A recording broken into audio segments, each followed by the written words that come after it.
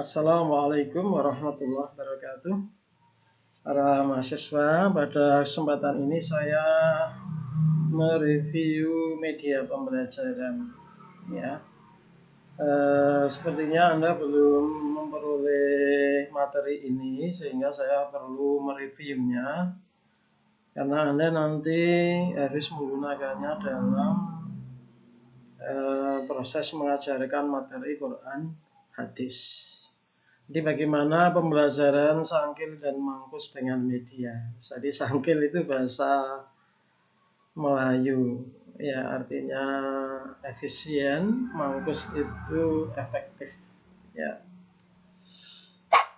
Baik, proses mengajar efektif.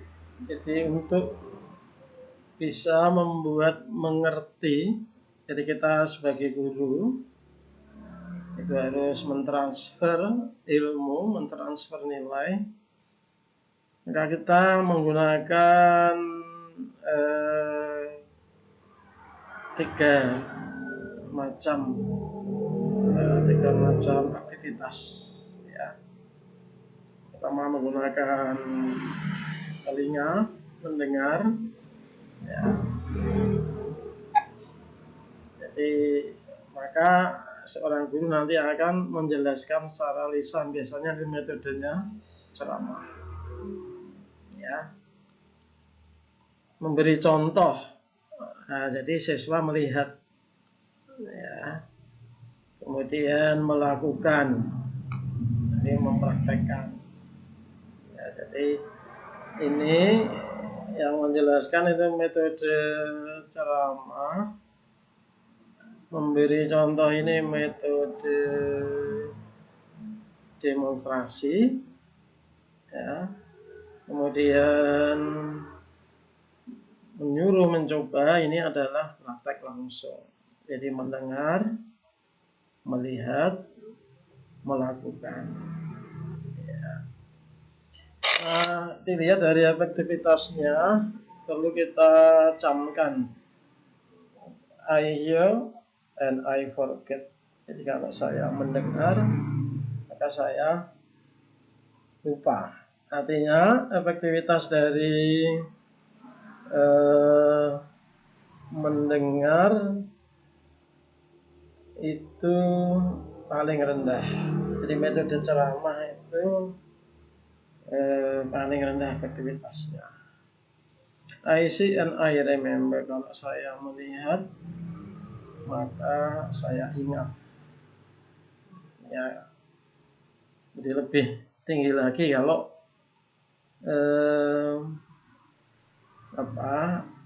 cara memperoleh ilmu siswa itu dengan cara melihat dibanding dengan mendengar. I do and I understand. Kalau saya melakukan, maka saya jadi tahu. Ya. Jadi misalnya gini, saya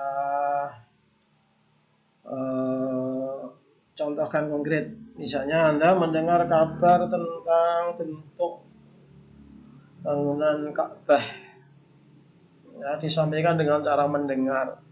Nah, itu kita belum bisa membayangkan bentuk Ka'bah seperti apa. Hanya disampaikan dengan lisan bentuk Ka'bah itu seperti kubus. Ya. Tapi kalau Anda melihat, ya, melihat langsung ini Ka'bah, wah langsung Anda lebih tahu. Apalagi Anda bisa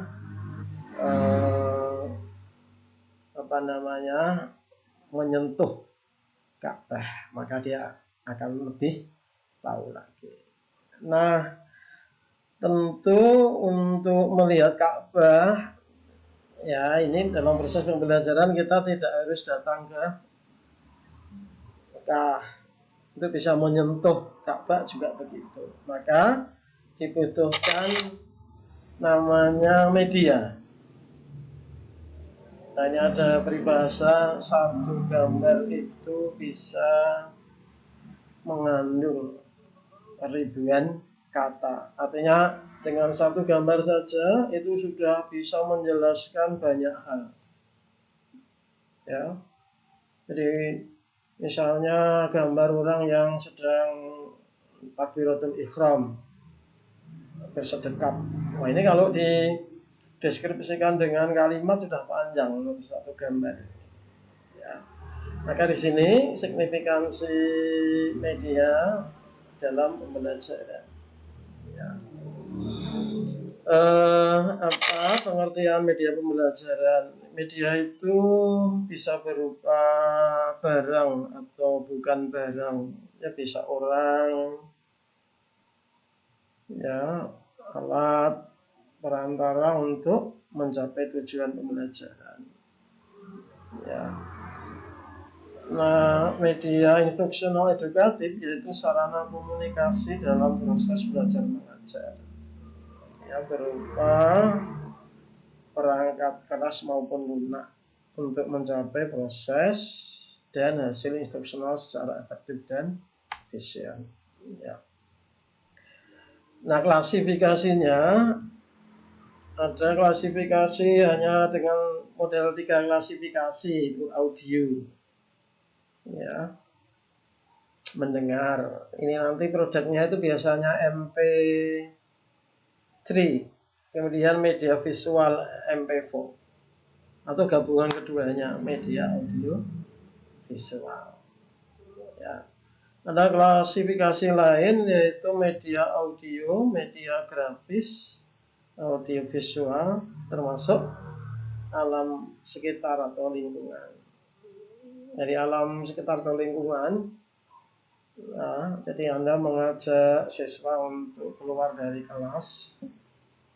Nah, itu alam lingkungan itu bisa disebut sebagai media pembelajaran. Ada klasifikasi yang lain lagi lebih rinci, media grafis, proyeksi audio visual, dan media interaktif. Ya. Nah, kalau sekarang ini sudah lebih canggih lagi ya, media interaktif itu. Sekarang banyak aplikasinya, misalnya Zoom, Google Meet, kemudian Microsoft Teams, dan lain sebagainya. Nanti ada 2 klasifikasi ya, media pembelajaran daring itu. Ada yang sinkronis dan asinkronis. Sinkronis itu yang serentak, artinya proses pembelajaran itu dilakukan serentak di dalam suatu waktu, dibatasi waktunya.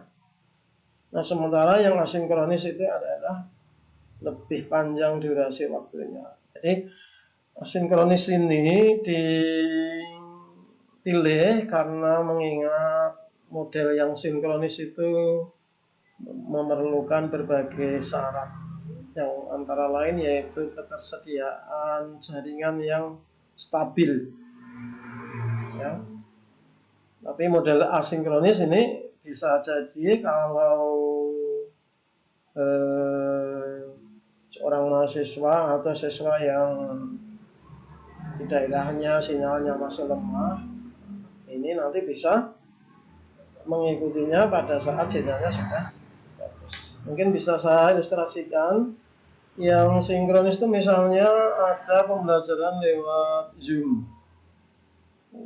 Ya, guru atau dosen menyampaikan materi di dalam satu waktu diikuti oleh seluruh siswa atau mahasiswa.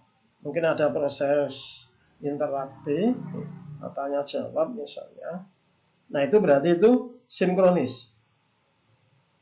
Nah, ketika Zoom itu direkam, kemudian disimpan, nah, kemudian nanti bisa diakses orang, yaitu berarti sudah berubah menjadi asinkronis. Beberapa fungsi media, pertama memperjelas pokok bahasan yang disampaikan. Kemudian memberikan stimulasi bagi peserta didik, mendorong peserta didik lebih aktif, mengatasi persoalan ruang, tempat, dan waktu.